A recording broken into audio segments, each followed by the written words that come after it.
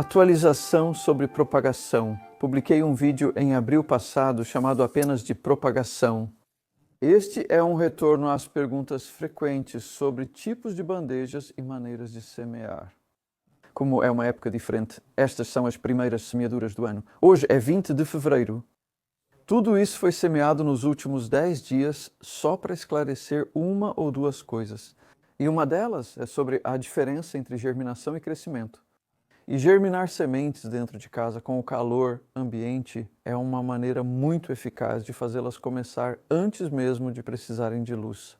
Essa é a beleza disso. Então você pode semear, como fiz com muitas dessas bandejas, e depois simplesmente empilhá-las uma em cima da outra por uns 5 dias, só no parapeito da janela de casa. E por que dentro de casa eu tenho uma estufa maravilhosa? Bem, porque à noite a estufa aqui dentro fica bem fria, é só vidro ao redor. Aqui dentro é bem mais frio à noite do que na casa. A temperatura ao longo de 24 horas desacelera a germinação das sementes. Então você pode ter um dia bem quente, depois uma noite muito fria, e a semente vai relutar até mesmo em começar a germinar. Os sinais dizem, espere. Então, o calor da casa, com noites geralmente mais quentes, é bom para a germinação. E então, dentro de 5 a 7 dias, dependendo das sementes, de quão rápido elas germinam, eu as trago para cá. Estamos no Reino Unido aqui, então o ar geralmente é bem ameno e eu posso começar as coisas usando luz natural assim, só com 5 dias a uma semana dentro de casa e não estou usando nenhuma luz artificial. Então, a fase de germinação não precisa de luz artificial, só estou tentando te ajudar a economizar um pouco de tempo e dinheiro aqui. De modo geral, não se preocupe com as luzes artificiais. Especialmente se você tiver uma estufa ou qualquer espaço com luz total. Se você quiser continuar cultivando suas mudas a partir deste estágio no parapeito da janela de casa, então você precisa de luz. Essa é a diferença entre lá e aqui para continuar cultivando. Então, só para te mostrar uma ou duas coisas, e também as bandejas que vou mencionar, como essas ervilhas semeadas múltiplas, ou seja, em média 3 sementes por célula. Esta bandeja tem 40 células. Você pode ver que exagerei ao preenchê-las. O nível do composto está mais alto do que a própria bandeja, pois com o tempo eles assentam. Quero obter o máximo de composto para as mudas crescerem bem e, em 2 semanas, já estarão prontas para plantar. Você poderia até plantá-las nesse estágio, na verdade, porque como eu pressiono bem o composto, ele se mantém unido quando eu o empurro para fora. São 3 mudas de ervilha germinando juntas. Elas vão para o solo todas juntas, em um buraco, todas juntas, sem serem separadas, e vão crescer felizes como um grupo. Esta é uma bandeja de poliestireno que pegamos em um viveiro local. Infelizmente, não dá para comprá-las. Não sei o motivo. Mas existem alternativas.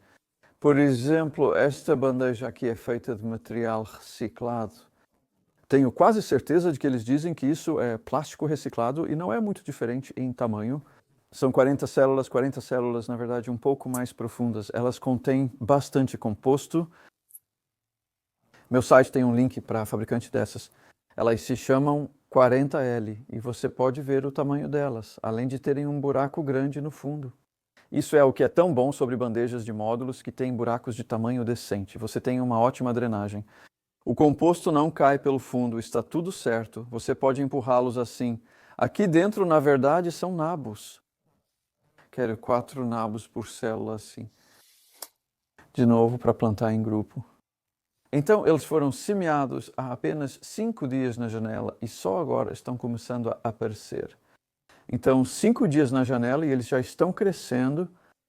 Agora eles ficam aqui cerca de 3 semanas, os nabos, antes de irem ao solo cobertos, pois ainda é cedo. Veja estes aqui, também semeados há 5 dias, mas em um recipiente menor. Aqui é rabanete, semeado em grupos para 4 de novo.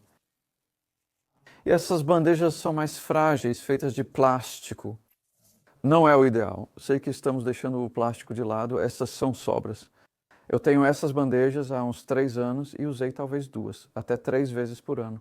Então, elas foram usadas entre 6 e 8 vezes e ainda estão boas, mas eventualmente elas racham e acabam quebrando depois de um tempo. E não é um buraco tão grande no fundo, mas na verdade isso não quer sair. Elas não saem disso tão facilmente. Elas vão deslizar quando essas sementes Esperar crescer um pouco garante mais raízes, sustentando o composto. Mas basicamente tem 60 células ali, em média 4 rabanetes em cada uma, 240 rabanetes nessa bandejinha, do tamanho de uma folha A4. Essa é a vantagem de fazer a propagação desse jeito. Você pode ter muitas sementes e mudas crescendo em condições quase perfeitas. Sucesso quase garantido. Eu digo quase porque sempre tem algumas coisas que falham, mas você pode ficar de olho nas coisas muito mais do que semeando direto. Também teríamos que esperar, não poderíamos semear em fevereiro no Reino Unido. Assim é possível ganhar um mês na temporada. Vale a pena investir um pouco de dinheiro nessa propagação. E se tiver espaço, não precisa de uma estufa tão grande. Mas é só uma estufa de 1,80 x 2,40 metros, menos de 2 metros de comprimento e 2,5 metros de largura. Isso já seria suficiente, porque essa área aqui é o único espaço que eu realmente uso na maior parte do ano para propagar plantas em 1/4 de acre. Só sobre o rabanete. Eu vou terminar isso rapidamente porque quero te mostrar. Esses foram semeados há 10 dias. Novamente, 4 sementes por célula. Só estão com uma aparência muito boa. Então esses são rabanetes mais uma vez. Você pode até ver que já está começando a aparecer aquela cor vermelha bonita nos caules. E esses estarão prontos para serem plantados em cerca de uma semana, na verdade. E essa bandeja é feita de látex. É um novo design, um novo projeto no Sri Lanka, eu acho, onde eles estão usando borracha natural. Veja, este é o rabanete com suas pequenas raízes. O rabanete transplanta bem. Apesar de ser um vegetal de raiz, o que consumimos é o inchaço acima da raiz, não a raiz transplantada. Enfim, esses são biodegradáveis. Quanto tempo duram? Ainda não sei. É um projeto bem novo. Vale a pena ficar de olho.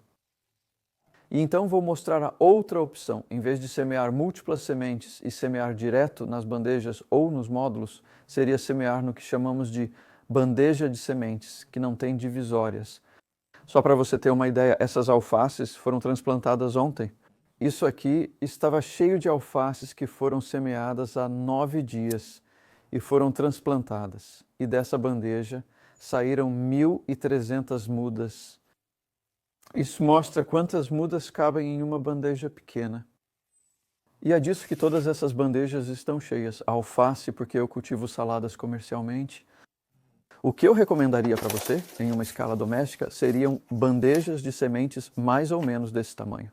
Você sabe, você poderia semear em algo assim, poderia semear algumas couves, alguns repolhos, algumas alfaces, o que for, semeie tudo junto.